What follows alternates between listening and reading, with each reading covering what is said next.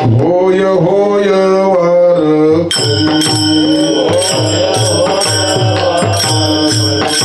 होय होय वार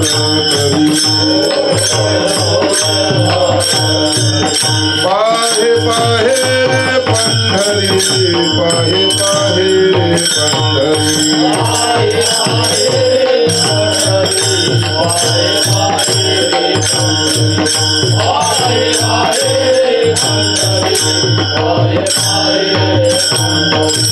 काय करावे साधने काय करावे साधने फळ अवघेची फळ अवघेची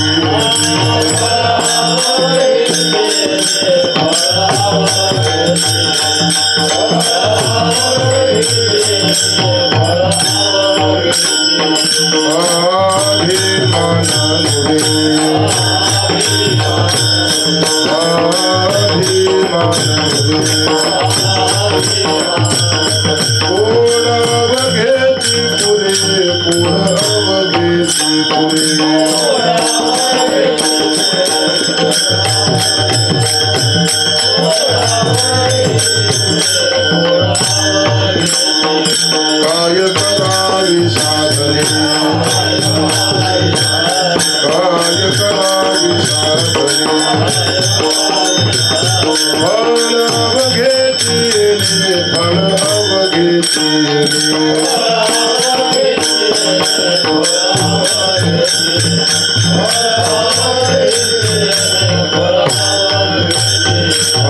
तुका म्हणे डोळा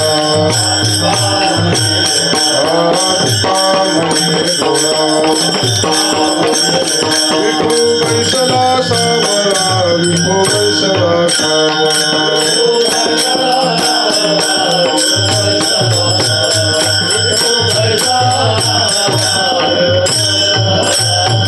काय करावी साधने काय करावी साधने फळ अवघेची फळ अवघेची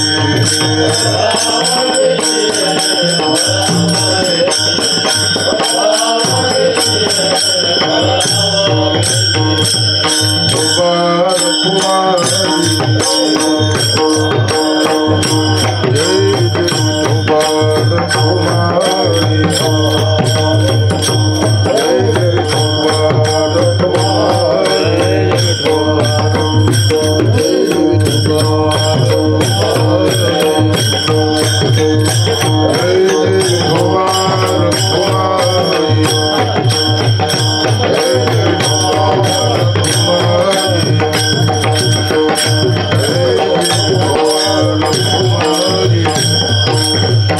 जय जय कुमार कुमारी जय जय कुमार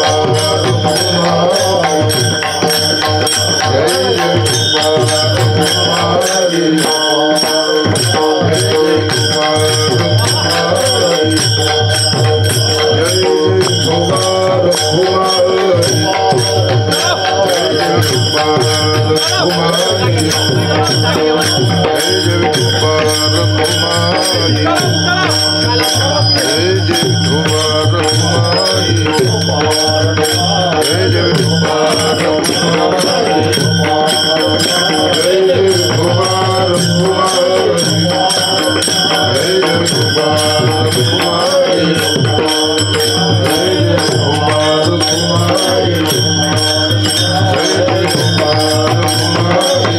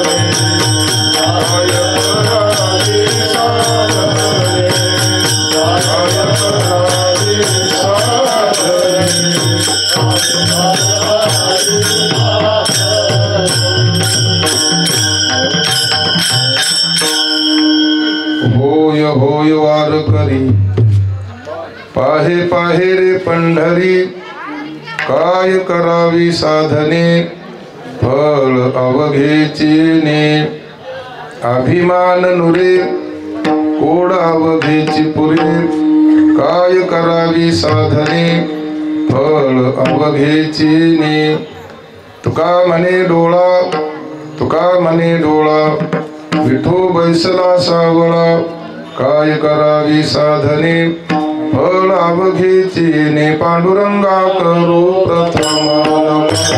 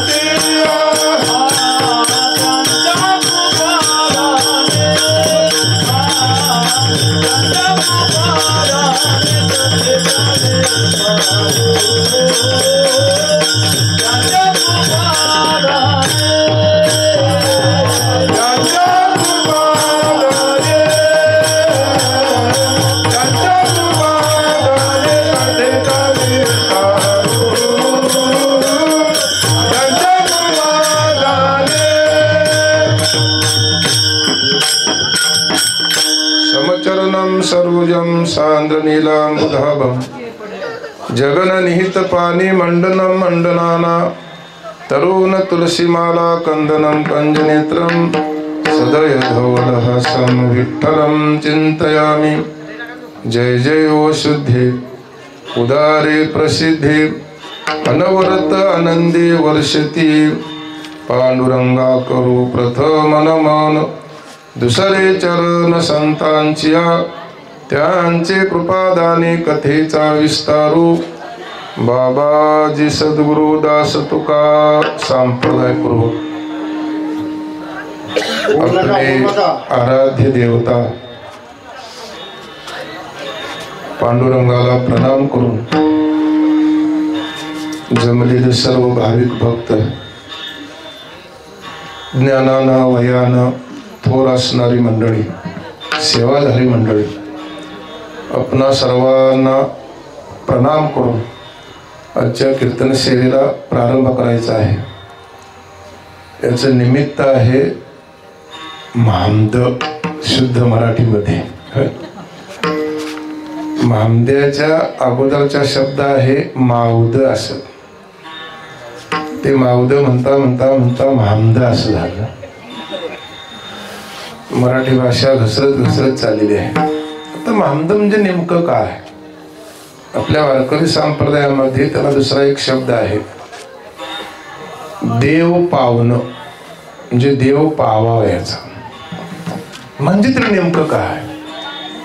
आपल्याकडं काही गोष्टी अशा आहेत काही माहिती नाही लोक करतात म्हणून आपण करायचं असं त्याचं नाही व्यवहार। एक तुकोबाऱ्यांचं वाक्य आहे बघा आषाढी कार्तिकी विसरू नका मज सांगतसे गुज पांडुरंग तुम्ही जाता गावा हुर हुर जीवा असा एक अभंग आहे।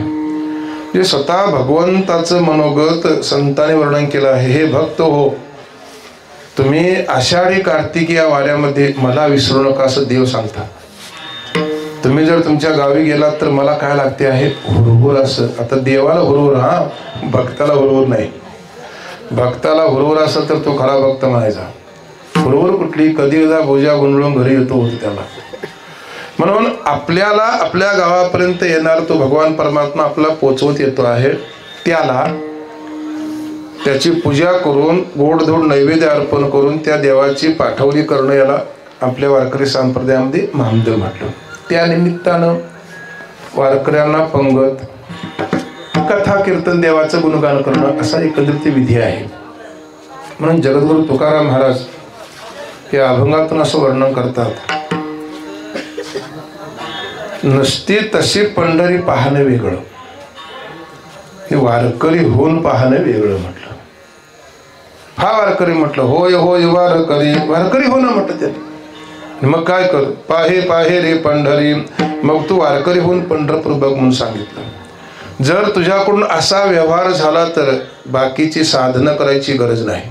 अनेक साधनं आहेत नाना साधनाच्या केल्या न पवती याच्या दार म्हणताव जाणो जाता जाणीव घाली आड फाटावं असं एक प्रमाण आहे त्याने। नाही साधनं काय यानच अवघ फल मिळेल। अवघ फल कोणतं आहे? सकल दुःखाची निवृत्ती परमानंदाची प्राप्ती। आता ते साधन करताना त्यांनी पुढे वर्णन केलं आहे एकमेव वारकरी संप्रदायामध्ये अभिमान नुरे उरे नाही म्हटलं निघून गेलं नाही म्हटलं नुरे शब्द आहे। काही काही ठिकाणी कसे शब्द आहेत बघा किंबहुना पांडवा मी हरपला हा गिवसावा हरपला शब्द आहे। कुठं गेलाय नाही कुठं आला नाही कुठं मिसळला नाही हरपला शब्द आहे। तसं या ठिकाणी त्यांनी नुरे म्हटलं अभिमान नुरे कोड अवघेची परे। आता मी मग सांगितल्याप्रमाणे कोड काय प्रत्येकाचं कोड हे वेगळं जरी असलं तरी सगळ्यांच्या मनामध्ये एकच इच्छा आहे। साधू संतांनी ओळखलं आहे मजलागी दुःख व्हावे ऐशी कोणी भाविना जीवे अवघेची परे म्हटलं। आता तो भगवान परमात्मा लक्ष्यांशानं वाच्यांशानं दोन्ही भाषा जर बघितली आपण तर विठू बैसला सावळा तुका म्हणे डोळा। ज्ञान चक्षुनं बघितलं तर तो आमच्या हृदयामध्येच आहे तैसा हृदयामध्ये मी रामू। आणि जर या म्हणजे व्यवहारिक दृष्टीने बघितलं तर तो भगवान परमात्मा सगुण रूपानं सावळा आहे।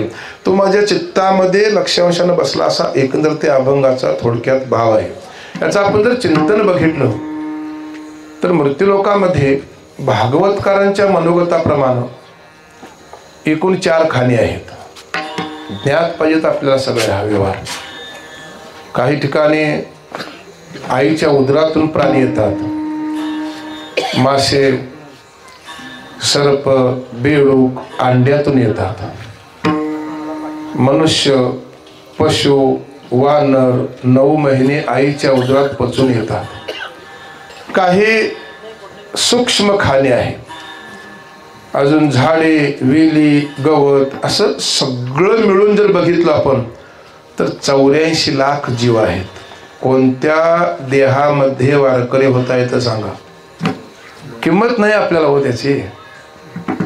आमचे महादेव पाटील गुरुजी म्हणायचे, आंधळ्याला डोळ्याची किंमत विचारा, पांगळ्याला पायाची किंमत विचारा, बहिऱ्याला कानाची किंमत विचारा, मुक्याला वाणीची किंमत विचारा आणि थोट्याला हाताची किंमत विचारा. सगळं त्या भगवंताने दिलं आहे आपल्याला. काय द्यायचं राहिलं आहे सांगा? श्री गुरु साखरे महाराज सांगतात, मनुष्याच्या अधिकारापेक्षा त्या भगवंतानं 100 पटीनं ज्यादा दिला आहे. ज्यादा वाटतं का कमी वाटतं? काय दिलंय देवान? कशाला वारकरी व्हायचं? झाल्यांचा हाल बघा म्हणतात लोक. हे अजून जर उरत असेल तर मग फट्ट गाढवाच्या. संत फार वाईट बोललेत महाराज. म्हणून 4 खाणी जरी बघितल्या तरी भगवान सृष्टीचा एक नियामक आहे, त्याला ईश्वर असं म्हटलं जातं. नियामक म्हणजे त्या सृष्टीचा तो मालक आहे. गतिर्भर्ता प्रभो साक्षी निवासम शरणम सुरतम प्रभवम प्रलयम स्थानम निधानम बीज अव्ययम. तो विश्वश्रेचा भरता येथ मी असे पण डोसता, मी गोसावी असे समजता त्रैलोक्याचा. मीच मालक आहे ना. काही आज लोक मृत्यूलोकामध्ये फिरतात, याचा मालक आम्हीच म्हणून. हा एक भ्रम आहे. म्हणून जर आपण गाथा बघितली तर वृक्षाचे पान हले ज्याची सत्ता, राहिले अहंता मग कोठे. जर वृक्षाचं पान भगवंताच्या सत्तेनं जर हलत असेल तर आपली अहंता कुठं आहे? त्याचा एक नियामक ईश्वर आहे. त्या ईश्वरानं भागवतकारांचं मनोगत आहे, सगळ्याच्या सरते शेवटी मनुष्य प्राण निर्माण केला. त्याच्या अगोदर बाकी सगळे निर्माण केले. मग ही निर्माण करायची वेळ तरी का आली? ती शांतीब्रह्म एकनाथ महाराजांनी वर्णन केलं आहे भागवतामध्ये. कारण भागवत हा असा ग्रंथ आहे, भगवंताने सांगितला उद्धवाला, शांतीब्रह्म एकनाथ महाराजांनी तुम्हा आम्हाला सांगितलं, आणि व्यासांचे शिष्य शुकाचार्य त्यांनी अर्जुनाचा नातू अभिमन्यू परीक्षितला सांगितला. असा असणार तो भागवत आहे. त्या भागवतामध्ये असं वर्णन केलं, उद्धव मी हे सगळं निर्माण केलं, एक मनुष्यदेह सोडून. पर निर्माण केलेल्या जगताकडं त्या प्राण्यांच्याकडे मी बघितलं, पर मला जाणणारा कोण कोण आहे सांगा? पशु काय पाप पुण्य जाणती, उत्तम मध्यम भोग भोगिती. भरपूर पशुधिक आहेत, त्यांना पाप कळत नाही, पुण्य कळत नाही, कळत नाही. मग कळण्यासाठी म्हणून नाथ महाराज वर्णन करतात, एक देवानं सांगितलं मी असा प्राण निर्माण केला, त्याचं नाव मनुष्य आहे. मज कर्त्याची प्राप्ती व्हायला लागी निश्चिती, स्वांशी प्रकाशोनी ज्ञानशक्ती पुरुष प्रकृती मी निर्माण केली. मी या जगाचा कर्ता आहे. माझी प्राप्ती होण्यासाठी माझी बुद्धी खर्च करून मी असा एक प्राण निर्माण केला, त्याचं नाव मनुष्य आहे. आणि पुढे त्यांनी वर्णन केलं, या सृष्टीमधले जेवढे प्राणी आहेत त्या सगळ्यांना मी 4 गोष्टी समान दिल्या. कोण आहे सांगा असा प्राणी? लागत नाही असं. सगळ्यामध्ये जास्त संग्रह कोण ठेवतो? मनुष्य. नाही बाकीचे कोण पक्षी हे संग्रह करत नाहीत. आज पोट भरलं ना उद्याचं उद्या, पण आम्ही आमचं पोट भरून सुद्धा किती पिढीचं करून ठेवतोय हे काही कळत नाही. असा एवढाच एकच प्राणी कोण असेल तर मनुष्य. ज्यासाठी पाठवला कार्य संपलं त्याचं भाग, तो कार्य ते करत नाही, बाकीचं करतो आहे. म्हणून आहार हा सगळ्यांना आहे, निद्रा सगळ्यांना आहे, सगळ्यांना भय आहे. सगळे प्राणी प्रजा उत्पत्ती करतात. आहार निद्रा भय मैथून सर्व योनीशी समसमान, परी मनुष्य देहीचे ज्ञान अधिक जाण सर्वथा. उद्धवा मानव देहातलं ज्ञान हे अधिक कोणतं असेल तर बुद्धीचं स्वातंत्र्य आहे. कुणालाही नाही ते.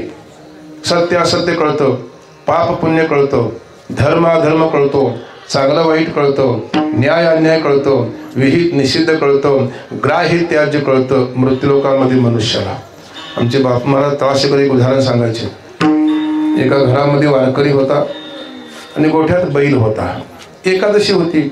महाराज घरी गेले म्हटले, हा आज एकादशी आहे, उपवास धरा. 2 प्राणी होते, एक 4 पायाचा, एक 2 पायाचा.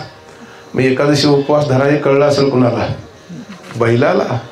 उलट आत्ता बैलांना कळतं पण माणसाला कळना. हे मृत्यू लोकीचे उपराटे. फार वर्णन केलं त्यांनी. कळलंच तर मनुष्याला बुद्धीचं स्वातंत्र्य आहे. म्हणून देहाविषयी अनेक प्रमाण आहेत. त्या भगवंतानं सृष्टीचा मालक असल्यामुळं हा तुम्हा आम्हाला देह अर्पण केला आहे. देह दिला देवे. आता ते काय म्हणायचं ते पुढचं आपलं आपलं म्हणायचं. तेवढं भजन चुकून बाकी सगळे व्यवहार होतात. मनुष्याला भजन करायला तेवढी वेळ नाही, बाकी सगळं करायला वेळ आहे. भजनाला वेळ नाही आपल्याकडे. लोक काही म्हणजे म्हणी म्हणतात लोक, का कुणास ठाऊक. परत भजनासाठी हे विसरून चालायचं नाही. आणि ते भजन म्हणून जे साधन आहे त्या भजनाच्या साधनासाठी या शरीरामध्ये त्या भगवंतानं अनेक योजना काढल्या. दिली इंद्रिय हात पाय कान,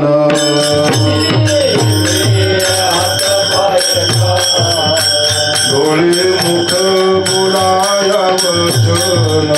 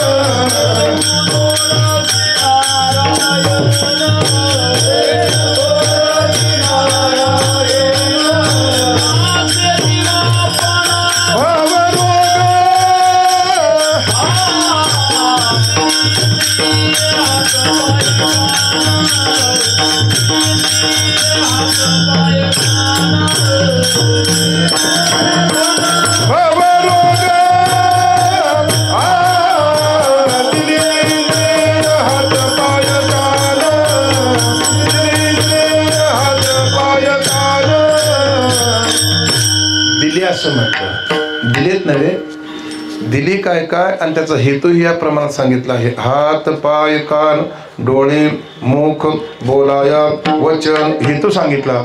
जेणे तू जोडशी, जेणेकरून नारायण नासे जीवपण भवरोग, जीवपण नासणे याचा अर्थ आपल्याला मोक्ष प्राप्त होणं. सिद्धांत आहे त्यामध्ये. कारण विचारसागर करते अमृतानुभव करते असं वर्णन करतात. जोपर्यंत अंतःकरण आपण विशेषण मानतो तोपर्यंत जीव आहे. तेच अंतःकरण आपण जर उपाधी मानलं तर साक्षी आहे. आणि तेच अंतःकरण जर आपण उपलक्षण मानलं ब्रह्म आहे. म्हणून त्यांनी व्याख्या करताना व्याख्या केली आहे. बुद्धी अधिष्ठान चैतन्य, त्या चैतन्याचा बुद्धीमध्ये पडलेला आभास मिळून जीवाची व्याख्या आहे. आभास आहे तो चैतन्याचा आहे, पडला आहे कुठं बुद्धीमध्ये. एकट्या बुद्धीला व्यवहार करता येत नाही, एकट्या आभासाला व्यवहार करता येत नाही. तो आभास त्या बुद्धीला घेऊन व्यवहार करतो, त्याचं नाव जीव आहे. नाशे जीवपण भवरोग असं शास्त्रकार वर्णन करतात. तसा व्यवहार घडला तर त्या इंद्रियाकडून. म्हणून सगळं चिंतन जर आपण बघितलं तर तुकोबारायांचं सांगणं इथं आहे ते फक्त संतांचा उपदेश हा पशवादिकांना नाही, देवादिकांना नाही, फक्त मनुष्याला आहे. आणि तो देह तुम्हा आम्हाला प्राप्त झाला आहे. चांगलं झालं का वाईट झालं? वारकरी झाला तर चांगला आहे महाराज. पण आताचे अलीकडचे वारकरी थोडे हलके आहेत. शिवाजी महाराज आमच्या सोबतीला आहेत म्हणून तरी कीर्तन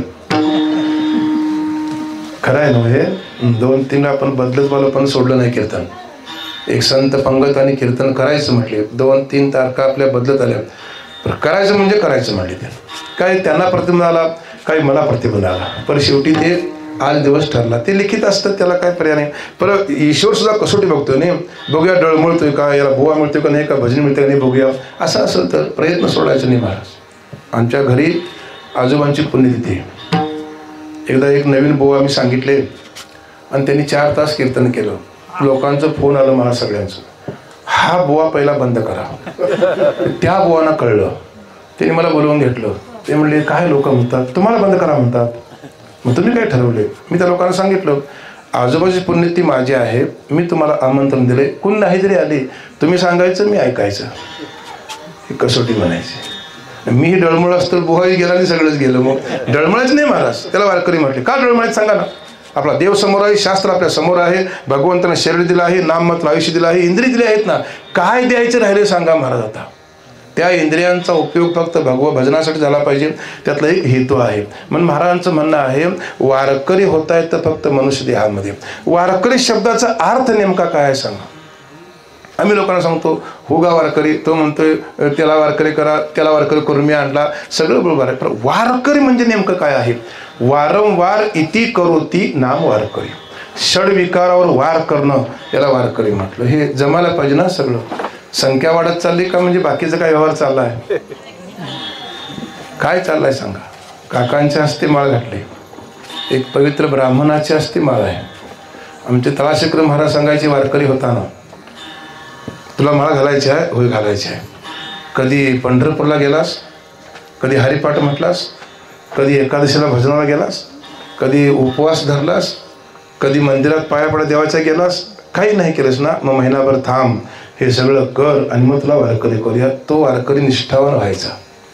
आता एवढं कुठं महाराज कुणाला वेळ आहे सांगायला. अजून महाराजांनी 3 गोष्टी सांगायच्या आहेत. वारकऱ्याला परस्त्री, मद्य, मांस वर्ज, त्याचं नाव वारकरी. मध्ये कोरोनामध्ये लोक म्हणायचे शाकाहारी निघाले आहे. हे काय वारकरी काय महाराज. असं शाकाहारी असं काय नसतं, कळलं का नाही बोलणं. शाकाहारी नाही नाही, वारकरी लाईनमध्ये होते. हे वारकरी कसले महाराज. असं नाही वारकरी. वारकऱ्याचा एक ठाम निश्चय पाहिजे. तुका म्हणे घालू तयावरी भार, तुका म्हणे घालू तयावरी भार,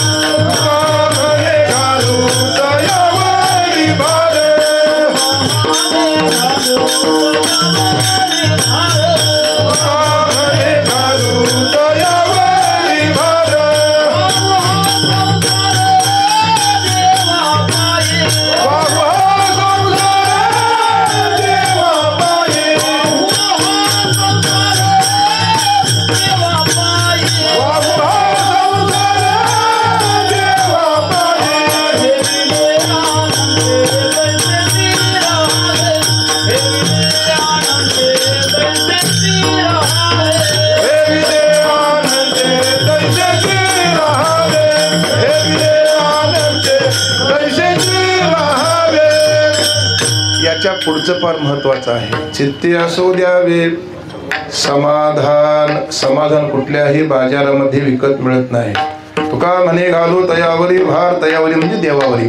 वाहो हा संसार देवा पायी ठेविले अनंती तैसेचे राहावे. चित्ते असो द्यावे समाधान. त्याला ज्ञानोबांचे काही प्रमाण आहेत बघा. सुवर्णमणी सोनिया कल्लोळ जैसा पानिया तैसा मध्ये धनंजया शरण येतो थोरपण परा सांडीजे उत्पत्ती आघवी विसरीजे जगा धाकुटा होईजे ते जवळीक माझी जो मज होय अनन्य शरण तयाची निवारी मी जन्म मरण शरणागता शरण मीच ऐको असा देवभक्ताचा एक संबंध असावा. आणि म्हणून महाराजांनी सांगितलं आहे पहिल्यांदा वारकरी हो. आता त्या वारकऱ्याचं नित्यनियम जर आपण बघितलं तर फार कठीण आहेत. आत्ताचे सगळे वारकरी करतील हे मी सांगू शकत नाही, पण नाही असं सुद्धा तुम्ही म्हणू नका. भरपूर तसं नित्यनियमानं वागणारे आहेत. काही नित्यनियमाविन अन्न खायतो श्वाना म्हटलं. केवढी गाथा लिहिली हो. त्याला काही नियम नाही श्वानाला, पण नित्यनियम मनुष्याला आहे. आणि वारकरी संप्रदायामध्ये वारकऱ्याला तर जास्त नित्यनियम आहेत. आत्ताच्या घडला ते होतील हे सांगता येणं शक्य नाही. वारी चुको निधी हरी त्याचं ब्रीद आहे ना. आता कसं कसं विचारतात काही मला काही माहिती नाही, पण हे विचारावं लागतं. आपल्या संप्रदायामध्ये काही प्रमुख वारे आहेत. आषाढी, कार्तिकी, चैत्री, माघी. मग ते वारकऱ्याला विचारायचं बाबा तू वारकरी होणार? हो होणार. मग कुठली वारी घेणार सांग, आताच सांग. मग त्यांना आपल्या एकंदरीत जीवनातल्या व्यवहारावरती थोड्याफार अंशानं आपल्याला थोडंसं कामाचे उपाधीचा संबंध थोडासा बदलला ती वारी घ्यायची. पण जी वारी घेतली चुको निधी ठाम निश्चय पाहिजे. काही काही आम्ही बघितलं मग महाराज आम्ही वारकरी झालो कालच्या वारीला, मग आम्ही वारी घेतली. मी म्हटलं बरं झालं, मग त्याच वारला जायला लागल. मी म्हटलं तू जाऊच नकोस, तुझा देवाचा काही संबंध नाही. देवाला संशयित भक्त चालत नाही, संशय रहित पाहिजे. कशी वाक्य लिहिलेत बघा. होईन भिकारी. आता काही भिकारी व्हायला लागत नाही खरं, पण भिकारी होईन पर वारी चुकवून नये सांगितलं. पंढरीचा वारकरी होईन भिकारी असा ठाम निश्चय पाहिजे वारकऱ्याचा. जरी हे आकाश वर पडो पाहे ब्रह्मगोळ भंगा जाय वड वारण त्रिभुवन खावे तरी तुझीच आसमी पाहेगा विठोबा. काय काय वर्णन केलं त्यांनी. काही हो म्हटले त्यांनी, पण नाही जोडणार म्हटले त्यांनी. माझ्या वडिलांची मिरासी गा देवा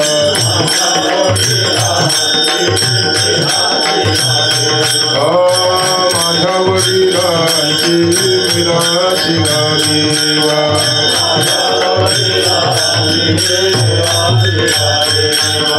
तुझी चरण सेवा पांडुरंगा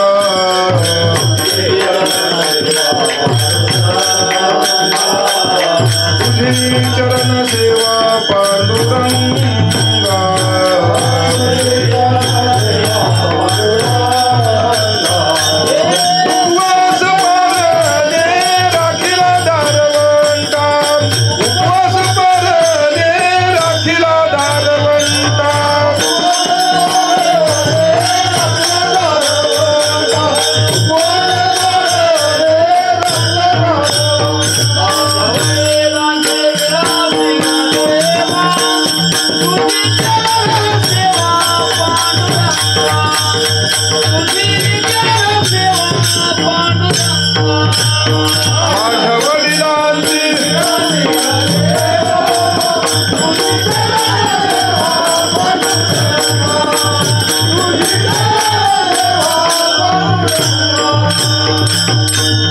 मिरासी शब्दाचा अर्थ ठेवा आहे. ठेवा.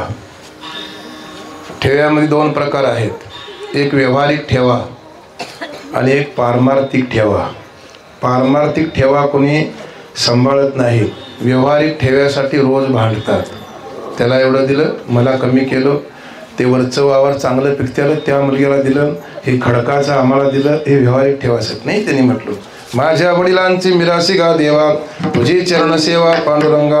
माझ्या वडिलांचा ठेवा कोणता असेल तर तो मी स्वीकारणार. त्याला त्यांनी सांगितलं आहे तुझी चरणसेवा पांडुरंग. शास्त्रकारांचं मनोगत आहे सगळ्यांचं जीवन धन्य नाही, वारकऱ्याचं जीवन धन्य आहे.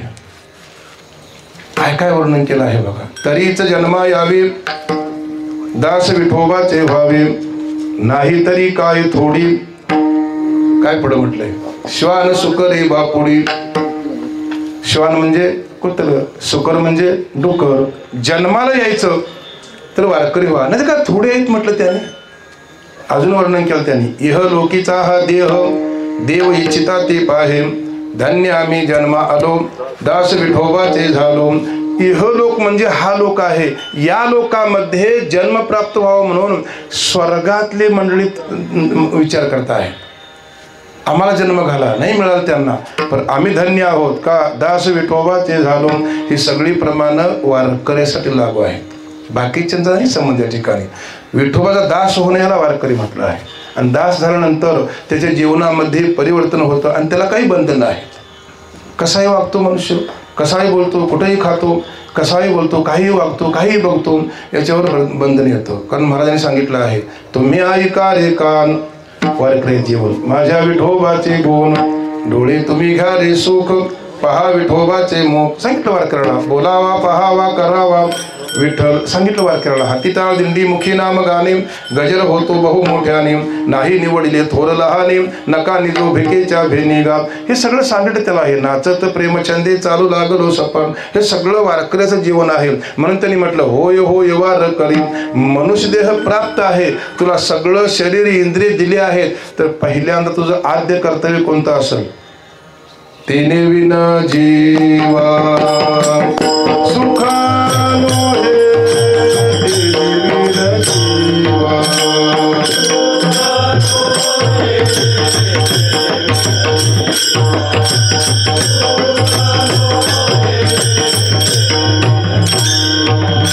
आपुला तो एक देव करून घ्यावा,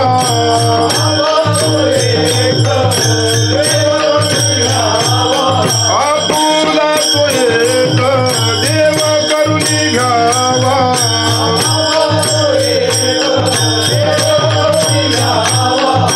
देणे विना जीवा सुख नो हे, सुख नो हे,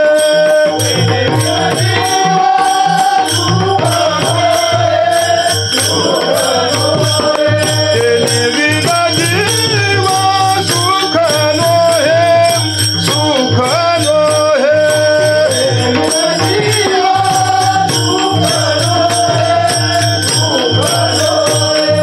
हे रती माईक दुःखाची जनिती, हे रती माईक दुःखाची जनिती, हे रती माईक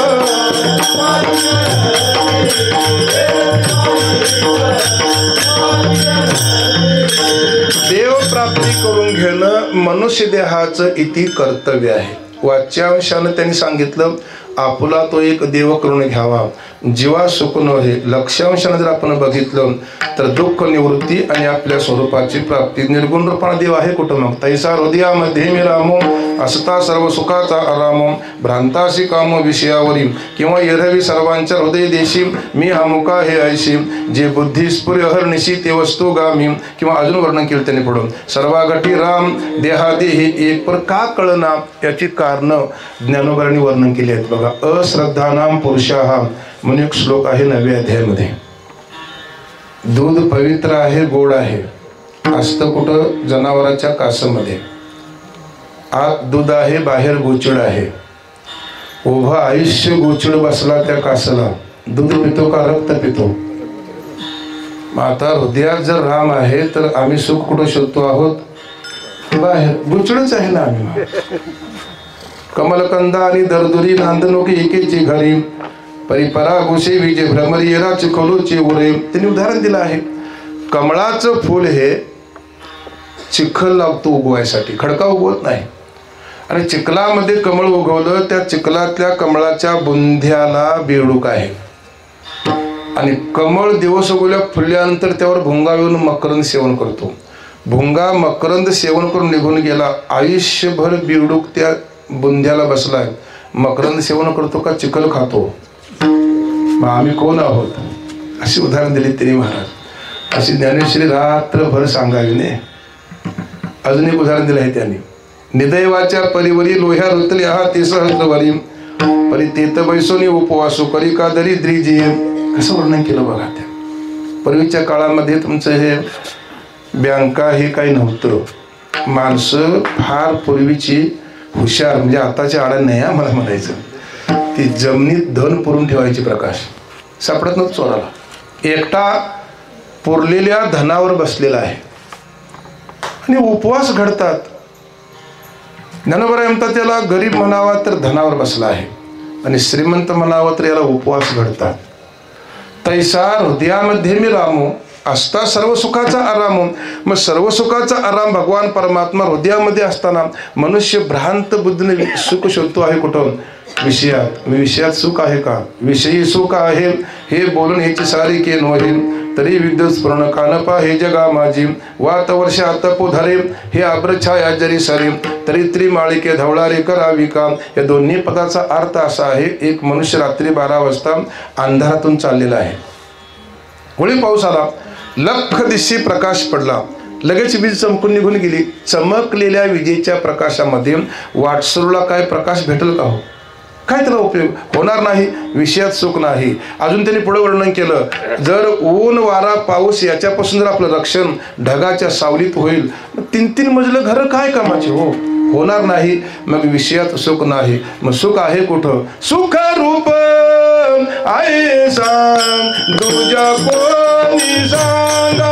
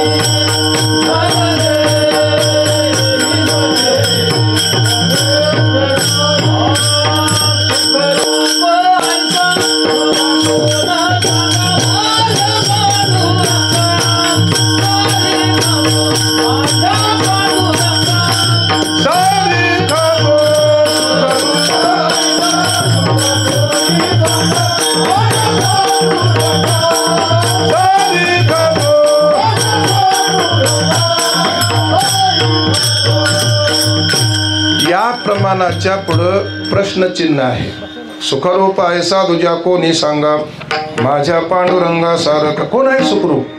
भगवान परमात्मा सद्रूप आहे, चिद्रूप आहे, आनंदरूप आहे आणि त्याला पुढं वर्णन केलं आहे. मग तुम्ही काय करा? न लगे हिंडणे, हिंडू नका. माणसं हिंडतात महाराज, पंढरपुरात गेली तरी गप्प बसत नाहीत, हिंडतात. न लगे मुंडणे, मुंडणे कळते नव्हे. एक डॉक्टर आमचे जवळचे मित्र, ते वाटव दवाखाना, कधी गेलं तर महाराज बसा बसा म्हणायचे. तुमचा एवढा पाय आमच्या दवाखाना लागावं बघा. मी म्हटलं दोन्हीतला एक पाय तुला देऊन टाकतो कायमचा. एक 4 महिने मी गेलोच नाही. एकदा गेल्यानंतर बघितलं त्यांचं ते सगळं खवून केलं होतं. एवढं वाईट वाटलं. डॉक्टर साहेब म्हटलं आमची दोघांची मैत्री आहे, आम्हाला निदान कळवायच तरी का नाही? ते म्हणले असं काय घडलेलं नाही, मी जाऊन आलोय. कुठून कळते का नाही?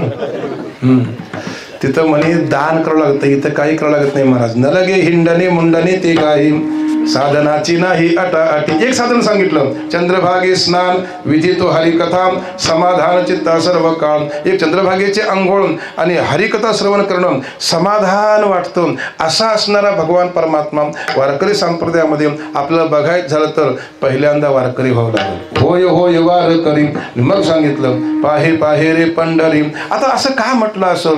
पाहे पाहे रे बाकीचं का नाही त्यांनी म्हटलं असेल? याचं एकच कारण जर काय असेल तर वारकरी संप्रदायामध्ये जो भगवान परमात्मा आता उभा आहे विटेवरती, तो वेदानं सांगितलेला आहे. वेद अनंत बोलिला अर्थ इतुकाचे साधिला विठोबाशी शरण जावे निज निष्ठे नाम गावे किंवा 18 पुराणाचे पोटी नामावी नाही रोटी. वर्णन त्यांनी केलेलं आहे. असा असताना संबंध जर आपण बघितल्याचा तर पाहे पाहे रे पंढरी याचं कारण जर आपण पाठीमागे बघितलं तर एक चरित्र आहे. कृत त्रेता द्वापार आणि कली 4 युग प्रचलित आहेत भागवतामध्ये. कृतयुग नरसिंह, त्रेतायुग राम प्रभू, द्वापार युग भगवान कृष्ण आणि कलियुग मकर कुंडली तळपती श्रवणी, असं त्या युगांचं चिंतन आहे. मग आता भगवान परमात्मा सगुण रूपामध्ये अवतार घेताना त्याचं वर्णन असं केलं आहे त्याने, द्वापारयुग संपल्यानंतर कलियुगामध्ये अवतार घेताना ज्या ठिकाणी घ्यायचं आहे ते पहिल्यांदा त्यांनी क्षेत्र निवडलं आणि त्याचं नाव पंढरपूर आहे. सगळ्या जगाचा नाश होईल, पंढरपूरचा नाश होणार नाही असा ठाम निश्चय पाहिजे, त्याला वारकरी म्हटलं. वारला गेलो आणि कोरोना झोडून मेलो तर लोक म्हणतात नाही. वारकरी नव्हे महाराज, आमच्या दिंडीमध्ये 2 लोक वाटेला गेलेत, जाताना येताना आरती होते. काय भाग्य आहे महाराज.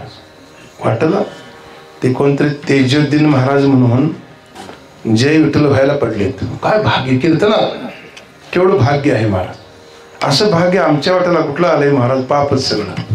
भाग्यवानाशिवाय येत नाही. मग लोक भितात नाही व्हायचं. भाग्यवान आहे तो अंती जया मती साच जे पुढला गती, वारकऱ्याचं लक्षण आहे ते.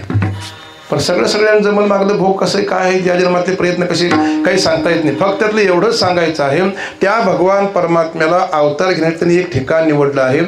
जगात पहिल्यांदा ठिकाण कोणतं निवड असेल? पंढरपूर. आधी रचिली पंढरी मग वैकुंठ नगरी, जेव्हा नव्हते चराचर तेव्हा होते पंढरपूर, जेव्हा नव्हती गोदा गंगा तेव्हा होती चंद्रभागा. वर्णन केलं त्याने. सगळ्याचा नाश आहे, अविनाश पंढरी आहे. ऐका पंढरीचे महिमान,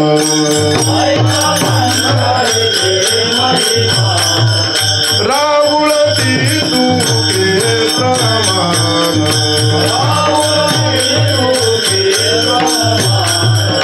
तेथील गुणानी पाषाण,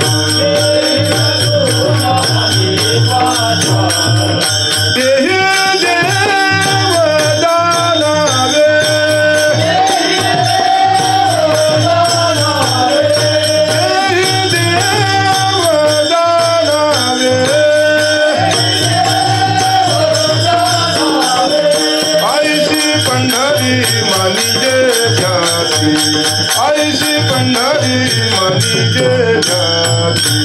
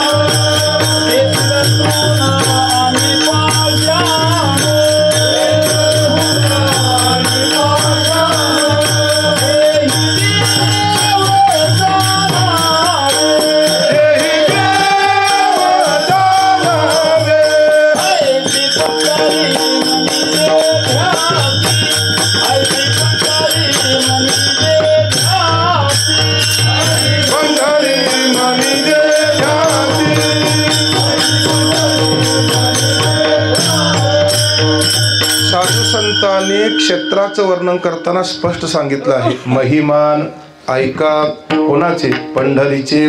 मग काय काय महिमान आहे? रावळ तितुके प्रमाण तिथलं तृण आणि पाषाण. तृण नाम गवत, पाषाण म्हणजे दगड. तेही देव जाणावे. आत्ता जे क्षेत्र पंढरपूर आहे त्या पंढरपूर क्षेत्रामध्ये ज्ञानोबा, तुकोबा, एकोबा, नामदेवराय यांचा पदस्पर्श आहे. माझी जीवीची आवडी पंढरपुराने येईन गुढी, पांडुरंगी मनरंगली गोविंदाचे गुणी वेधले. खांद्यावर पता घेऊन ज्ञानोबारांनी वारी केलेली आहे. तुकोबारांची वारी आहे, नामदेवरायांची वारी आहे, शांतीब्रह्म एकनाथ महाराजांची वारी आहे. त्या सगळ्या संतांचा तिथं पदस्पर्श असल्यामुळं तेथील तृण आणि पाषाण तेही देव जाणावे. त्या क्षेत्रामधली धूळ जरी आपल्या कपाळी लावली या जन्मात मोक्ष प्राप्त होतो. असं कोणतं ठिकाण असेल? पंढरपूर आहे. म्हणून पंढरी महात्म्य हे अभंग कसे आहेत बघा. आता ओळीनं वारकऱ्यांना भजन म्हणतायत. राधा ग निघाली पाण्याला, झालं भजन. ओळीचं भजन माहिती आहे का नाही? गाथा आपल्याकडे ओळीच्या आहेत. कराडकरांची गाथा आहे, भरपूर मंडळींच्या गाथा. त्या गाथ्यामध्ये मंगलाचरण, तुमचं आंधळ पांगळ, काकडा, वासुदेवी सगळं भेटलं तर ओळीन त्यात विरहणे आहेत. अजून भरपूर त्यात चिंतन आहे. त्यापैकी काही वाराचे अभंग, नाट प्रकरण आहे आणि त्यामध्ये पंढरी महात्म्य म्हणून आहे. त्यात पंढरपूरचं वर्णन केलं आहे. जंबोया द्वीपा माझी एक पंढरपूर गाव, धर्माचे नगर देखो, विठो पाटलं त्याचे नाव. चला जाऊ तया ठाया, काही भोजन मागाया, विठोबाचा धर्म जागो, त्याचे चरणी लक्ष लागो. मृत्यू लोकी एक नगर, त्याचे नाव पंढरपूर, मृत्यू लोकी एक नगर.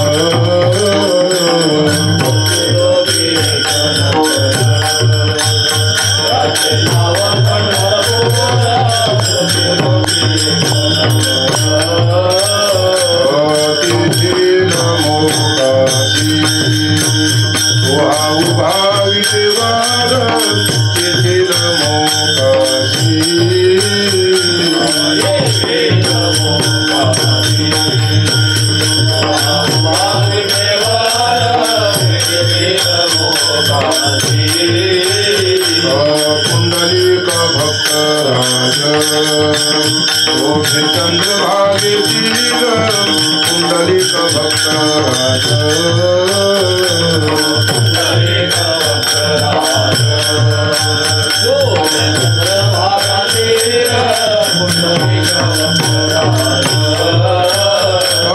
बोलती साधू संत जीवा वाटे हुर हुर, तुम्ही संत माय बाप एवढा उपकार करा, तुम्ही संत माय बाप.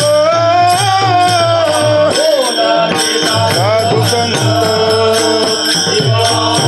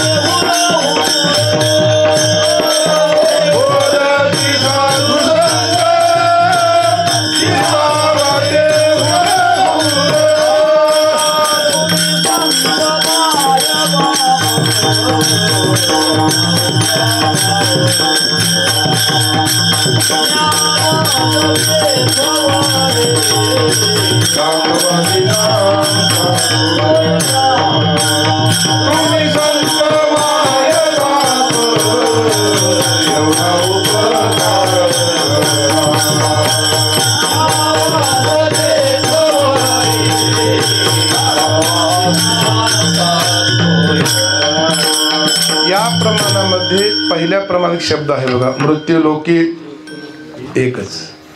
त्याचं नाव पण नगर भरपूर आहेत. ते मी हैदराबाद सिटी बघितली.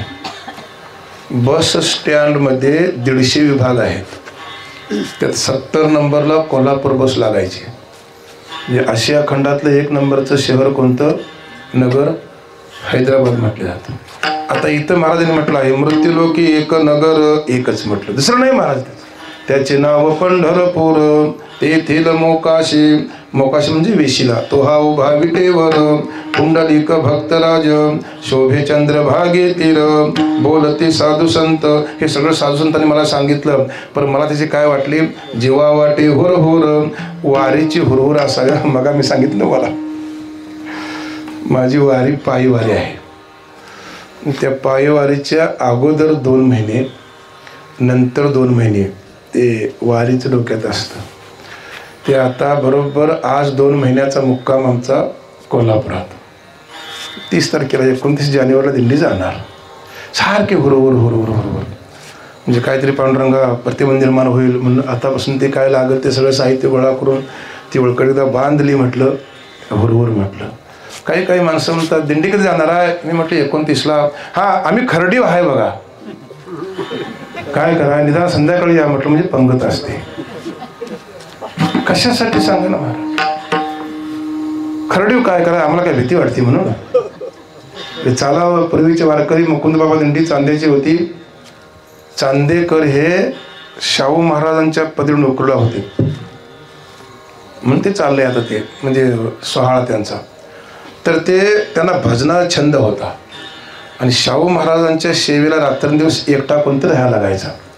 मग यांच्यावर पाळी आली. तू राहा म्हटले आणि बाकीची गेली भजनाला कोल्हापुरात. यांचा भजनाला छंद असल्यामुळे ते ती नोकरी सोडली आणि ते भजनात गेले. ते लोक वैतागलेत. महाराजांची नोकरी सोडून इकडे असतो तुला कळते का नाही म्हटले त्यांनी.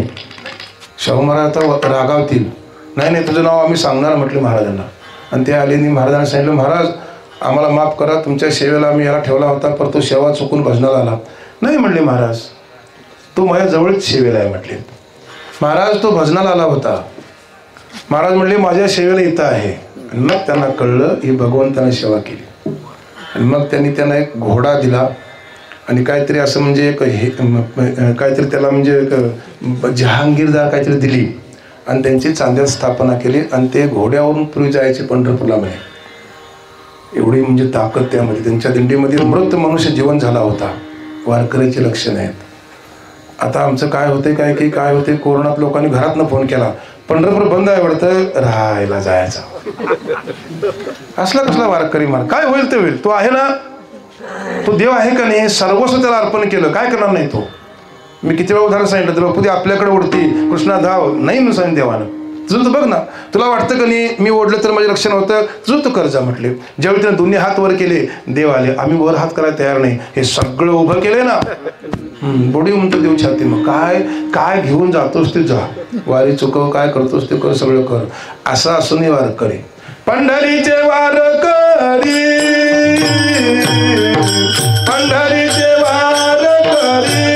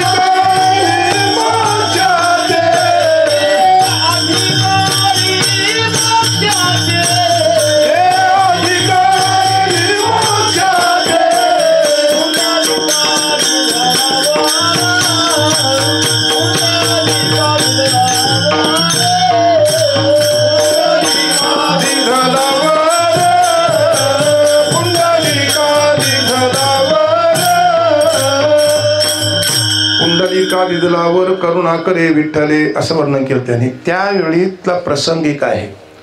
पुंडलिकानं भगवंताकडं काही नाही मागितलं म्हणून भगवंतानं दिलं आहे. पुंडलिका जे येणारे पंढरीची वारी करणारे वारकरी आहेत ते अधिकारी मोक्षाचे असा पुंडलिकाला वर दिला. पुंडलिका दिदलावर करुणा करे विठ्ठले मूळ पापी जैसे तैसे उतरी काशे लावणी तुका म्हणे खरे झाले एका बोले संतांच्या. म्हणून वारकऱ्याचा फार मोठा एक अधिकार आहे. पण वारकऱ्याचा आपला अधिकार काय आहे कळणं झालं. मोक्ष आम्हा घरी कामारी ते दासी. मिळवायची गरज नाही आपल्याला. म्हणून अमृत अनुभवात त्यांनी वर्णन करताना असं वर्णन केलं आहे, मोक्ष हे देवाचं स्वरूप आहे आणि ज्ञानाशिवाय मोक्ष मिळत नाही. आणि जो वारकरी आहे तो ज्ञानाचा अधिकारी आहे. ते ज्ञान शोभून दिसायसाठी उपरती लागते, ते ज्ञान टिकायसाठी अंगी वैराग्य लागतो आणि ते ज्ञान प्राप्त व्हायसाठी अंगी सत्वगुण लावतो. म्हणून काही सत्वगुणाचे आहार सांगितले, वैराग्य सांगितलं आहे. आणि उपरती याचा अर्थ ते ज्ञान आपल्याला शोभून दिसण्यासाठी आपण कुठंतरी एक अधिकारी आहोत हे आपल्याला सुद्धा कळायला पाहिजे. आम्हाला अधिकारी नाही असंच वाटतं ना. कोणतरी टेम्पो लावला आडवा काहीतरी सोहळ्यात तर हात सगळ्यांचं वर. आम्ही काय अधिकारी आहे का महाराज? अधिकारी आहे? कसा हात वर करतो? प्रारब्धे भरे पोट आणून दिली तर तो पोट भरायचं ना. आमचे तळाशीकर महाराज सांगायचे, पाची पकवानाची पंगत. एक ताट ठेवलं होतं मालकासाठी. कुठेतरी मालक बाहेर गेले होते आणि अचानक न येणारा पाहुणा आला. वाढायचं का नाही आता? मालकासाठी ठेवली म्हणून सांगून चालत. तर मिसळ महाराजांची पंगत आहे. शेवटी सगळी जेवतात. शेवटी एकट्या जेवण राहिलं होतं. कोणतरी अचानक भजनी आला, नाम सप्ताह वाडा पिले का नको. मालक उपवासी. त्या दिवशी ठरलेलं होतं मालकाचं पोट हे भरणार नाही. कशाला हात करायचा मला वाडा म्हणून? प्रारब्धे भरे पोट म्हणजे हात वर करतो वारकरी, तो वारकरी नाही महाराज. त्याचं पोट भराय असेल ते लोक तुम्हाला आम देतील, महाराज घ्या तुम्हाला म्हणून. आम्हाला घ्या म्हणून लागत नाही, हातीचा हात महाराज. हे कसले मोक्षाचे अधिकारी महाराज? एवढा नाही हलका वारकरी. की संतांचं वर्णन आहे हे पुन्हा येळ्या गबाळ्याचं काम म्हणजे अभंग लिहिलं नाही. ते संतांचा अभंग म्हणजे वेद आहे तो. आणि त्यांनी ठाम सांगितलं आहे जो पंढरीचा वारकरी आहे ना तो मोक्षाचा अधिकारी आहे सांगितलं. असा पुंडलिकाला भगवंताने वर दिला आणि पुंडलिकाला सांगितलं मूड पापी जैसे तैसे हे वारीचे वाटप लावायचं, उतरी काशे लावून. केवढं वारकरी जीवन आहे महाराज. त्याला म्हटलं आहे त्यांनी, होय होय वारकरी पाहे पाहे रे पंढरी. असा व्यवहार घडला तर काय करावी साधने. मग आता नुसतं पंढरीचं नाव घेतलंय. त्या ठिकाणी एकूण 4 गोष्टी आहेत, तीर्थ, क्षेत्र, देव आणि भक्त. 4 गोष्टी मनुष्याला वारकरी संप्रदायामध्ये आवडे पंढरी, आवडे पंढरी, भीमा पांडुरंग, भीमा पांडुरंग, भीमा पांडुरंग. आवडे पंढरी,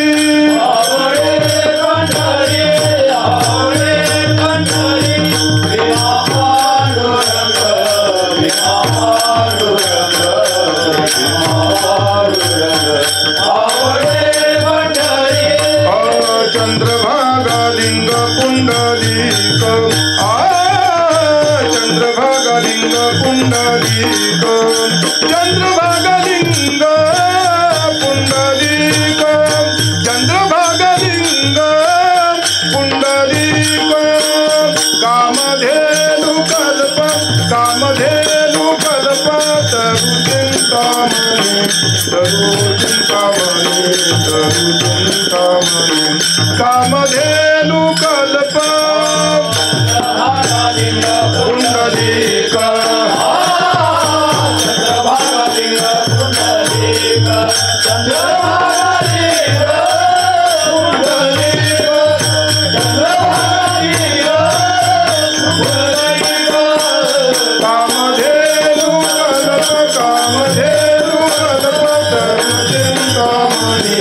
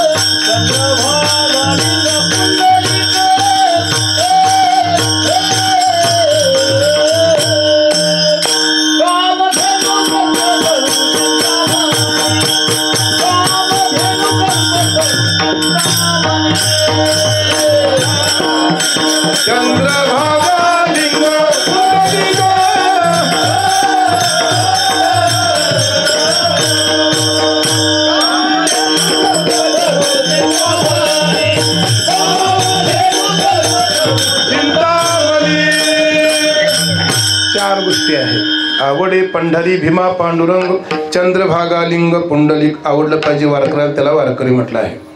एक तीर्थ आहे, क्षेत्राचा विषय आपला झाला पंढरपूर. एक देव आहे. पंढरपूरला महत्त्व येण्याचं कारण जर काय असेल तर तीर्थ भक्त आणि देवामुळं. एक महाराजांचा अभंग आहे बघा. उदंड वर्णिले उदंड देखिले उदंड ऐकिले क्षेत्र महिमे. आणि मग पुढं सांगितलं म्हणजे महाराजांनी सगळी तीर्थयात्रा केलेली आहे, हे सिद्ध आहे. पर ऐशी चंद्रभागा ऐसा भीमातीर ऐसा विटेवरी, त्याला वारकरी म्हणायचं. आमचे दादा महाराज साखरे ज्ञानोबारांची पालखी घेऊन काशीला गेले आणि काशीला जाताना कुठंतरी वाटमध्ये बडोदेला कोणतरी सरकार लागलेत आणि सरकारांच्या दारामध्ये ती पालखी उतरली.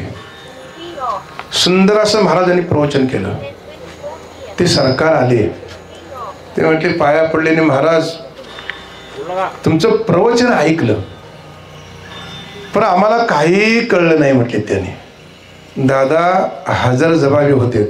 त्यांनी सांगितलं आम्ही आळंदीहून येताना बैलगाडी घेऊन आलोय, तो आमचा बैल हे प्रवचन ऐकतो, बैलाला सुद्धा काही कळत नाही. सांगून झालं म्हणजे माझं. सरकार असून एवढं बोललेत महाराज.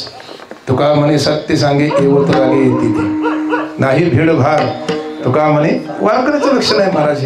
असा वारकरी मग पंढरपूर बघावं. त्या ठिकाणी काय एवढं महत्व आहे तर सगळ्या देवांचा आद्य असणारा बळीया माझा पंढरीराव जो या देवांचाही देव असं वर्णन त्याचं. देवांचा देव असं का म्हटलं असेल? षडगुणाश्वर संपन्न भगवान परमात्मा आहे. यशस्वी अवतार्य ज्ञानवैराग्य ऐश्वर्य हे साही गुणवरे वसते जेत भक्ताला के पयापाशी दुर्जनाशी संवारी त्याचं कार्य आहे. आणि माया विशिष्ट चैतन्य त्याची उपाधी आहे. ईश्वराची माया उपाधी आहे म्हणजे संतांची उपाधी दया आहे. जीवाची उपाधी अविद्या आहे. अविद्या विशिष्ट चैतन्य त्याला जीव म्हटलं. दया विशिष्ट चैतन्य संत आहेत आणि माया विशिष्ट चैतन्य ईश्वर. उपाधीकडून मागलं तर 3 भेद आहेत, स्वरूपाकडून मागलं तर एकच आहे. ते असा असणारा भगवान परमात्मा जो वेदाने सांगितला आहे तो त्या क्षेत्रामध्ये आहे म्हणून त्याला पंढरपूर असं म्हटलं आहे. आणि सगळ्यांचं पाप निवर्तक एक तीर्थ आहे. शंकर सांगे ऋषी जवळी शंकर सांगे ऋषी जवळी सकळ ही तीर्थे मध्यान काळी सकळ ही तीर्थे मध्यान काळी येती पुंडलिका जवळी येती पुंडलिका जवळी करती आंघोळी पवित्र करती आंघोळी पवित्र ऐशी पंढरी मनीचे ध्याते ऐशी पंढरी मनीचे ध्याते ऐशी पंढरी मनीचे ध्याते ऐशी पंढरी मनीचे ध्याते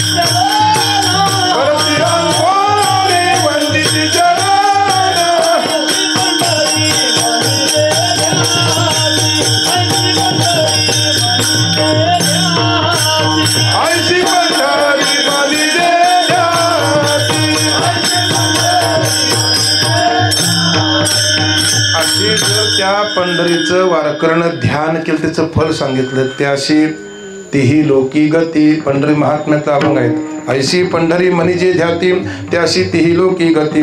ऐका पंढरीचे वर्णन. शंकर सांगे ऋषी जवळी सकळ हितीर तेमा ध्यान काळी येती पुंडलिका जवळी करते आंघोळी वंदिती चरण. असंही प्रमाण आहे त्यामध्ये. म्हणजे शंकराने सगळ्या ऋषींच्या मध्ये सांगितलं जगातली तीर्थ सगळी रात्री 12 वाजता पुंडलिकाजवळ येतात. त्या भागातली पापी लोक त्या तीर्थामध्ये स्नान करतात आणि ती तीर्थ मलिन होतात. त्या तीर्थांना पवित्र व्हायसाठी कुठे यावं लागतं? चंद्रभागेमध्ये. मग त्यांच्या पापानं चंद्रभागा मलिन झाली तर भगवान परमात्म्याच्या पदस्पर्शानं ती स्वयं पवित्र आहे. आमचे गुरुजी एक उदाहरण सांगायचे. एक मनुष्य सकाळी उठला 5 वाजता, मेणबत्ती पेटवली आणि पूर्वेला निघाला. पूर्वेला लोक म्हणले काय करायचं चाललास? तुम्ही गप बसा म्हटलं, मला सूर्याला शोधायचा आहे. कशानं? अहो सूर्य हा स्वतः प्रकाशमान आहे, तशी चंद्रभागा ही भगवंताच्या पदस्पर्शानं ती स्वयं पवित्र, ती कधीही मलिन होत नाही. असं ज्या ठिकाणी तीर्थ आहे त्याला पंढरे म्हटलं. म्हणून वारकऱ्याने चंद्रभागेत स्नान करावं. चंद्रभागी करिता एक स्नान, तुझे दोष पळते रानोरान, लोटांगण घालिता महाद्वारी, कांधरून नाचता गरुड पारी. हे सगळं जर आपण साधनं केली तर बाकी साधनं करायची गरज नाही. म्हणून अजून एक राहिला आहे. भला भला पुंडलिका पुढं मानला सिद्धी ही लोका, वैकुंठचा देव आलेला भूत. कोणी आणला? तो पुंडलिकानं. मग काय सेवा केली होती? हे वारकरी संप्रदायातलं दुर्भाग्य आहे. पहिल्यांदा सेवा देवाची काय? वडिलांची. शिवाजी कुठं आहे मुलगा? कुणाची सेवा अगोदर? हो आई वडिलाची. आई वडिला सेवच तो आलाय ना महाराज. सगळं तीर्थाचे धुरे. पण आता कलियुगामध्ये फार विचित्र अवस्था आहे. आई वडिलाची सेवा घडत नाही महाराज. माता पिता देव गुरु ऐसा ज्याचा एक विचारो, धन्य धन्य तयाचे शरीर न रणो हे तो ईश्वर, चारी दैवते समान मानी शरण एक जनार्दन. नाथांचा अभंग आहे तो.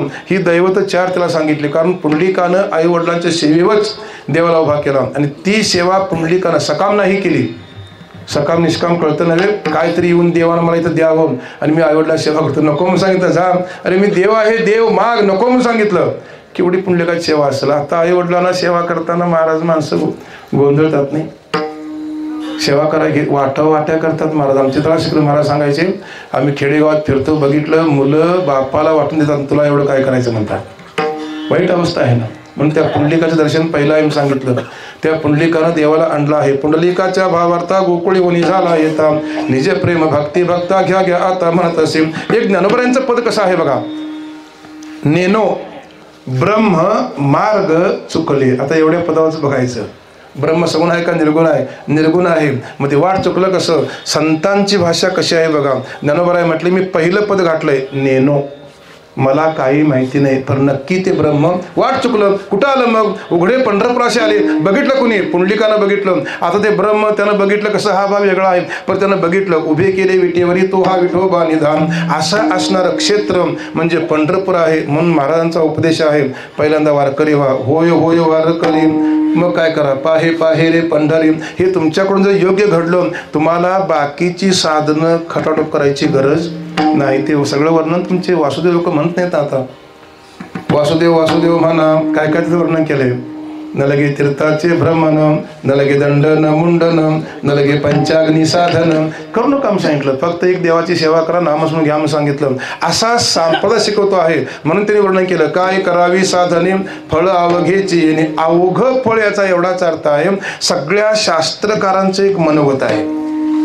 सगळी माणसं धडपडतात कशासाठी? दुःख नाही, सुखासाठी. मग सुख हे आपलं स्वरूप आहे, साधनाद्वारा कळतं आहे. साधन साध्य आणि साधक ही त्रिपुटी निघून गेली की मग महाराज म्हणतात मी वासुदेव तत्वता. ही अनुभूती आपल्याला येण्यासाठी त्यांनी वर्णन केलं आहे. काय करावी साधने फळ अवघेची येणे, अभिमान नुरे कोड अवघेची पुरे. तुका म्हणे डोळा विठो बैसला सावळा, काय करावी साधने फळ अवघेची येणे. होय होया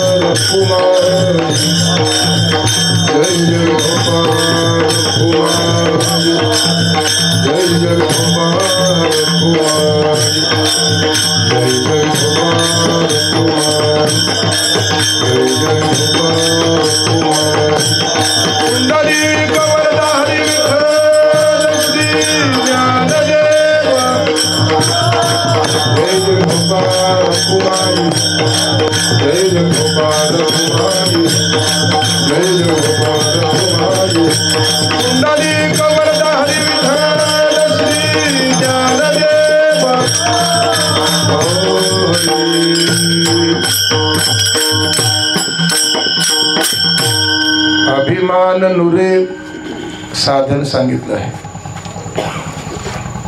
जर वारकरी होऊन पंढरपूर दर्शन घडलं तर वाढतो याचं कारण का पाहिलेलं नाही ना. ज्या दृष्टीनं पाहायला पाहिजे नाही पाहिलं. जनकाच्या दरबारामध्ये अष्टावक्र गेला होता. सगळे पंडित होते आणि त्या पंडिताने अष्टावक्राला बघितल्याबरोबर ते खो खो खो खो हसून पडले. अष्टावक्र म्हणजे 8 ठिकाणी वाकडं. त्यावेळी तो मुलगा म्हटला, फार मोठी जनका, मी आशा धरून आलो होतो. ही सभा कुणाची? पंडितांची. पण मला इथं आल्यानंतर एवढा अनुभव आला, ही सभा तो म्हटला कुणाची आहे? चर्मकारांची. असं का म्हटलं असेल? जर तुम्ही मला दिव्य चक्षुने बघितलं असतं तर तुमचा आणि आत्मा माझा एकच आहे. माझा आत्मा वाकडा आहे का शरीर वाकडा आहे? मग तुम्ही कोणत्या डोळ्यानं बघितलं? चर्मचक्षुनं, दिव्य चक्षु नाही बघितलं. मग पंढरपूर दिव्य चक्षुनं बघायला पाहिजे. अभिमान नुरे अजून तरी परंपरा टिकलेली आहे. पंढरीशी लोका नाही अभिमान म्हणूया तरी आपलं पंढरीच्या नव्या. कारण काही काही बुवा म्हणतात पंढरीच्या, तिथल्या लोकांना लय अभिमान. ती दिंडी आमची येताना परतीला असते. बुधवार झालं की पुढं पौर्णिमा असते ना, पोळ्याची पौर्णिमा प्रकाश. त्या शिरडोन पर्यंत एवढी बैलगाड्या मारतात ते लोक. कुठे चाललाय? माया का चिंचणीला. तिकड लोक पंढरीच्या लोका नव्हे पंढरीशी. इकडून कोण जाणारे आमचे वारकरी आहेत ना, दिसला तर लगेच नतमस्तक होतो. अभिमान नाही महाराज. एक ठेवा आहे आपल्याकडं, आलिंगन घडे मोक्ष साहित्य जोडे. एकमेकाला असा वारकरी कडकडून भेटतो. पाया पडायचं एक लक्षण आहे. परवा आम्ही त्या रामबागेत बघितलं, ते महाराजांची परळीचे शिष्य साखरे महाराजांची, ते प्राध्यापक आहेत. आणि ते महाराज आल्यावर आम्ही आपलं डोकं टेकून उठला. तिने असं लांबडं लोटांगण घातलं. दर्शनाची ठेवण आहे. आता नुसतं हात पुढं करा म्हणतात, ओके चला बुवा. रामकृष्ण सुद्धा म्हणत नाहीत महाराज. म्हणजे पंढरीशी लोका नाही अभिमान, पाया पडे जन. एकमेकाच्या पाया पडायचं, एकमेकाला आलिंगन द्यायचं. ए हृदयीची ते हृदयी घातले, असा भाव दोन्ही ग्रंथामध्ये आहे. नष्टो मोहम स्मृतिर्लब्धा या श्लोकावर पुढं अर्जुनाला देवाने विचारलं, माझं सांगून तुला झालं ज्ञान, तुझी पोच पावती दे, त्यावरचा श्लोक आहे तो. आणि मी जे सांगितलं ते अर्जुनला पटलेलं आहे. अर्जुना ये म्हटले, आपल्या कवेत घेतला त्याला, आपल्याकडलं ज्ञान त्याला दिलं, ए हृदयचे ते हृदय घातले. पर आपल्या स्वरूपात त्याला विलीन करून घेणार. पर देवाला असं वाटलं असा भक्त मला परत मिळायचा नाही. अर्जुना पुढची शंका विचार म्हटलं, याला देव आणि भक्त म्हटलं. असं नातं भागवतामध्ये सुद्धा आहे. सांगत सांगत देव गेले आणि उद्धवाच्या पाठीवर थाप मारली आणि उद्धवाला जागा केला आणि आपल्यात आलिंगनला घेतला. डोळ्यातून घाळघाळ अश्रू आलं. अश्रू दोन प्रकारचे आहेत, गरम अश्रू कोणते आणि गार अश्रू कोणते. एक दुःखाश्रू आहेत, कळाय पाहिजे सगळं महाराज. आनंद अश्रू आहे, दोघांच्याही डोळ्यातून आनंद अश्रू आलं. हा देव भक्ताचा एक संबंध आहे. म्हणून तिने घातला आहे, अभिमान नुरे. निघून जातो अभिमान. मी कोण आहे मग? मी आता वारकरी आहे, मी मोक्षाचा अधिकारी आहे, माझ्याकडे एकही दोष असता कामा नये. वारकरी संप्रदायाची ब्रीद आहे.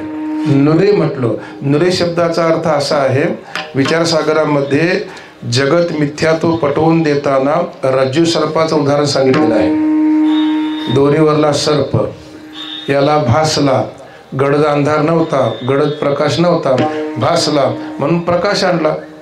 आता तो दोरीवरला सर्प कोणत्या वाटेनं गेला? आध्यस्त वस्तू अधिष्ठान रूप असते, शास्त्र वर्णन करते. नाही कुठे गेला तो? आता कोणी असं म्हणतं का हो, मी बघितलं सकाळ सकाळी इकडून सूर्य वर आला आणि पश्चिमेला पुढा केला, अंधार दिसला पळतेला, प्रकाश रूप होतो अंधार. नुरे याचा अर्थ कुठेही तो अभिमान जात नाही. ते अध्यस्त जे आहे ते निघून गेलं. मी कोण स्वरूपानं आहे? देव आहे. मला देव असं अनुभूती येऊ देत नव्हतं. कोण? अभिमान. मग आता तो कुणाला कशाचा अभिमान असेल? श्रीमंतीचा अभिमान, काही आमच्यातल्या वक्त्यांना रूपाचा अभिमान, काही वक्त्यांना आमच्यासारखं शास्त्र आम्हालाच सांगता येतं, अभिमानाची रूप आहे ती. काहींना माझ्या एवढा मान जगात कुणाला नाही, लौकिकाचा अभिमान. जोपर्यंत जात नाही, एकच महाराजांचं पद आहे, अभिमान गेला. तुका म्हणे व्हायचा काय होता? अहो देवच आहे. आमचे गुरुजी आम्हाला विचारायचे, तू रूपवान आहेस? आहेच गुरुजी मी. तू श्रीमंत आहेस? गुरुजी आहेच श्रीमंत मी. तुझा लौकिक फार मोठा आहे? आहेच ना. तू चोर आहेस? बरोबर गुरुजी ओळखलं. अरे तू देव आहेस? काय गुरुजी, देव कुठं आम्ही कुठं? बाकी सगळ्या गोष्टी पटतात, देव एवढं पटत नाही. अनादिकालचे संस्कार, वास्तविक देव पटायला पाहिजे. पर प्रतिबंध कोण करतो? अभिमान. म्हणून अभिमान गेला. तुका म्हणे जायला पाहिजे. जाण्यासाठी साधन कोणतं आहे? वारी करायची. काय काय वारी करायची सांगितलं बघा त्याने. जया परमार्थाची चाड,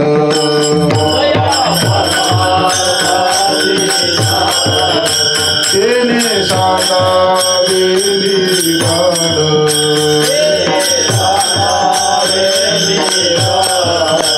धरुणी भजनाची चाड,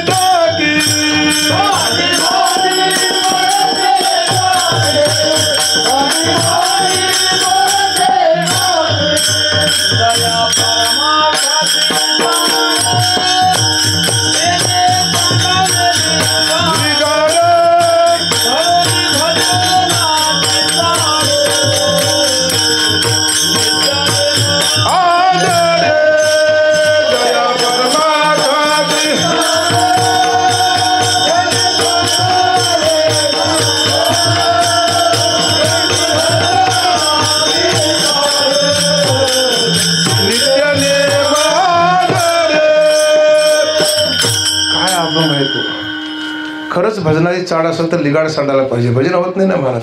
लिगाड याचा अर्थ प्रतिबंध, आणि त्यातला अभिमानिक प्रतिबंध आहे. तुम्ही दैव असुर संपत्ती योग बघा, प्रतिबंध सांगितले. तुम्ही 7वा अध्याय बघा, प्रतिबंध सांगितले. तुम्ही 3रा अध्याय बघा, प्रतिबंध सांगितले विकारांचे. हो, आणि आपल्याकडं शुक्रवाराचे अभंग आहेत. त्यात एक आहे बघा, सच्चिदा आनंद अंबाबाई हो करी कृपा, काम क्रोध लोभ मत्सर दंभ अहंकार त्याचे बळ पार. बळ आहे त्यांचं, भजन करू देत महाराज. ते तुम्हाला कधीही भजन करू नाही. ते भजन मार्गीचे मांग असं म्हटलं त्यांना, विषयधरीचे वाघ असं म्हटलं. हे सगळे प्रतिबंध आहेत. त्याने अखंड आधैर्य आहे असुरी संपत्ती योगामध्ये. मग हे लिगाड आहे. जया भजनाची काय परमार्थाची चाड त्याने सांडावी लिगाड. मग काय कर, धरुणी भजनाची चाड नित्य नेम आदर नित्य आणि नेम वारकऱ्याला नित्य नेम असावा. काही प्रतिबंध हो, नित्य नेम चुकवायचं नाही. आता नित्यनेमातले वारकरी नाहीत. मी बघितलं आमच्या दिंडीमध्ये, ते माझं पताक असल्यामुळे लोक कोण पूजतील हो, ते मलाच पूजायला लागते. नाही, लोकांना जेवण झाले की बस, देवाला नैवेद्य दाखवू दे, नाही दाखवू दे, ते बुवा. मग ते मी सांगून ठेवले आचार्याला, जेवण झालं की मला पहिले सांगायचं, नैवेद्य दाखवलं की मग जेव्हा विसवायची. कोणी त्या बुवाला बोलवा, ते नैवेद्य दाखवा असे लोक बोलतात महाराज. मग ते झेंड्यांची पताकांची पूजा करताना ते गंध उघडून लिहायला लागलो की बुवा आम्हाला लावणार का, तुझा बघून आम्ही जाऊ जेवायला, तुझा गंध बघितला की आम्हाला लावायची गरज. कसले वारकरी हो.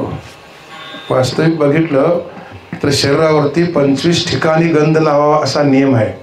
आणि अजून काही आहेत आमच्याकडे वारकरी, कानाला इथं मुद्रा, कपाळी इथं म्हणजे ब्रह्मरंध्रामध्ये, पायाच्या अंगठ्याना हे सगळं ही गंध लावतात ना. एवढी ठिकाण आहेत ना. असा वारकरी बाह्यांगानं शोभून दिसावा. गोपीचंद उठी तुळशीच्या माळा हार मिरवती. आताचे वारकरी बघितलं त्यांची नाचणे एवढी माळ, ती सुद्धा असं दाबवून धरतात. कोणी बघितली तर कशाला घालायची महाराज. गोपीचंद्र उठी तुळशीच्या माळा असा मोठा असा हार मिरवती गळा रे. आणि मग म्हटलं तिने नाचत जाऊ त्याच्या गावारी खेळया. काय केवढा संप्रदाय परतो, संप्रदायाला संकोचित मानला आहे आपण. कुठं गंध लावाय महाराज, आम्हाला वेळ आहे, टाइम इज मनी म्हणतात लोक. म्हणजे एवढा वेळ घालायचीच नाही. ने मग का घालायचं सांगा. कोण तुमच्या पाठ लागलं होतं. आमचे महाराज सांगायचे, गुरु शिष्य नाता आहे ना. एखादा वारकरी आपल्याकडून झाला तर तो वारकरी बरोबर नाही वागला, त्यानं काही पाप केलं, निम्म गुरुला. सोप्या नाहीत एकनाथ गोष्टी सगळ्या. अगो आपलं वाटतंय गुरु आम्हाला व्हायचं. गुरुन केलं निम्म पुण्य शिष्याला, आणि शिष्याने केलं निम्म पाप गुरुला. मुलग्यानं केलं निम्म पाप बापाला, आणि बापानं केलं निम्म पुण्य कुणाला, मुलग्याला. पत्नीनं केलं निम्म पुण्य पत्नीला, आणि पत्नीने केलं निम्म पाप पतीला. का, कुळी कन्या पुत्र नाहीत ना. फार हे म्हणजे कठीणता आहे, ती सूक्ष्मता यामध्ये आहे त्यामध्ये. पण आम्ही त्याला कसं ढोबळ मारणं घेतो. होय वारकरी तो झाला, मी झालो, सगळे झाले, बरोबर झालं. भजनाला किती आहे सांगा ना, गावोगावची प्रथा सांगा मला. भजन चुकून असा नियम आहे. वारकऱ्याला काही नियम घातले आहेत त्यांनी. एकच पद सांगितलं, श्वान म्हटलं त्याला. आणि काय म्हणायचं राहिलं, नाहीतरी काय थोडी म्हटलं, सुकरे बापुडी म्हटलं, वारकरी व्हा म्हटलं, नियमात राहावा. हाच वारकरी असा त्यांनी म्हटलं पाहिजे की असा तो द्रष्टा असा वारकरी. म्हणून त्याला म्हटलं अभिमान नुरी कोड आव घ्यायची पोरी. त्यांनी पुढे वर्णन करताना वर्णन केलं आहे. डोळा शब्दाचा अर्थ चित्त असा आहे. तो भगवान परमात्मा अखंड चित्तात बसावा. आणि चित्त हे परमार्थाला गरजेचं आहे. काही शरीरांचे प्रकार सांगताना हे शरीर स्थूल आहे, यात राहणारं सूक्ष्म आहे, त्यात राहणारं कारण आहे. तिन्ही शरीरांचा बाद सांगताना सूक्ष्माचा बाद सांगितला, कारणाचा अत्यंत अभाव सांगितला. कारण शरीर म्हणजे अज्ञान आहे, आणि याचा आयुष्य नाश सांगितला. मग खरोखर परमार्थाला गरज कुणाची आहे, सूक्ष्म शरीराची. त्याला चित्त म्हटलं. एकदा तो भगवान परमात्मा विठो बैसला सावळा, डोळा म्हणजे चित्तामध्ये, तर तो कधीही जात नाही. म्हणून परमार्थात गरजेचं आहे ती. म्हणून तिने मागणं मागितलं, माझे चित्त तुझे पाहे राहे ऐसे करी काही, धरोनिया बाही भवा तारी दातारा, चतुरा तू शिरोमणी, गुण लावण्याची खाणी, मुकुट सकळा म्हणजे धन्य तोचे विठोबा. त्या भांडऱ्यावरचे एक चरित्र आहे. भांडऱ्यावरती महाराज बसले होते ध्यानाला. भला मोठा सर्प होऊन त्यांच्या पुढ्यात पडला. देव महाराजांनी डोळे उघडलं. या रूपात तुला बघणार नाही म्हटले, माझ्या चित्तात तुझं सावळं रूप आहे ना असं धरायचं म्हटले, तर डोळे उघडणार म्हटले मी. मग देवानं रूप धरलं. तुकोबारा डोळे उघडा म्हटले त्यांनी. मग ते बघितलं रूप. ते असं निहाळून ते साठवलं पाहिजे. इथं ज्यावेळी चित्तात तो भगवान परमात्मा वास्तव्याच राहील, त्यावेळी चित्ताचा विषय कोण होईल, देव होईल. नरवांचे एक प्रमाण आहे. चित्त्या मियाची झाले हे सगळं लक्षण कुणाचं असेल तर वारकऱ्याचं. वारकरी होणं सोपं आहे का नियम पाळणं सोपं आहे. आमच्या दिंडीचे वारकरी विनेकरी केशवबुवा पाडळकर तळाशीच्या दिंडीतले विनेकरी 1 नंबरचे विनेकरी. मग ते गेल्यानंतर त्या दुसऱ्या पिढीला विना आला, पांडुरंग पाडळकर. त्यावेळी दिंडीतून आमचे महाराज असायचे आणि ते वडील गेलेत म्हणून विना दुसऱ्या द्यायचे म्हणून ते आपण जायचे, पण त्यांच्या गळ्यात माळ नव्हती. मग असं दिंडी थांबली. पूर्वी 10-12 लोक हो, बैलगाड्या अशी घेऊन थोडी माणसं झाडाखाली बसली आणि ते पाडळकर विना पूजत होते. ते कोणतरी सांगितलं महाराजांना, अहो ते विनेकरी वारकर नाहीत बघा. महाराजांनी ती विना पुजताना मागून त्यांच्या गळ्यात अशी माळ टाकल्यावर 3 दिवस ते जेवाय नाहीत. का सांगा, कारण सांगा ना. ते म्हटले, महाराज तुम्ही मला माळ घातली, पण जे माळचं वारकरी धर्म आहेत ते माझ्याकडून मला व्हायचं नाही म्हणून मला भीती वाटते. कोण आता भीती सांगा वारकरी, कोण भीती सांगा वारकरी. मला भजन चुकलं, कोण वारकरी म्हणतो? गेल्यात ते विठ्ठल 4 माणसं घेऊन गेल्या जात्यात तिकडे. ती काय आम्हाला जायची एवढी गरज आहे, त्यांची जोडणी आहे म्हणतो. तू कशाला घातलीस मला सांग ना. मग कशाला? संप्रदाय बटन लावायसाठी. काय काय लोक बोलतात माझं आम्ही कारण ऐकतो. असा वारकरी असू नये हे त्यातनं सांग. केवढा मोठा अधिकार मग सांगतो मी सुरुवातला. मोक्षाचे अधिकारी मी सांगितलं, कुणाकडे मोक्ष मागायची गरज नाही आम्हाला. मोक्ष आम्हा घरी कामार्थ दासी नाही, खोटं नाही आहे. होय सांगू आयशी तो का म्हणे. मी सांगतोय म्हटले तर दासी आमच्या घरामध्ये आहे. आम्ही मोक्षाचे अधिकारी, आम्हाला नाही प्राप्त करून घ्यायला लागत, त्याचे स्वरूपच आमचं आहे ते. मग आणि काय सांग, असा वारकरी असावा. आणि मग त्यांनी वर्णन केलं आहे. तुका म्हणे डोळा विठो बैसला सावळा. मग असा जर व्यवहार झाला असेल तर त्यांनी काय सांगितलं, काय करावी साधने फळावगीचे ज्ञानेश्वर माऊली ज्ञानराज महाराज ज्ञानेश्वर माऊली महाराज ज्ञानेश्वर माऊली कुंडली कमलदाहरी विठ्ठल श्री ज्ञानदेव ज्ञानेश्वर माऊली ज्ञानराज माऊली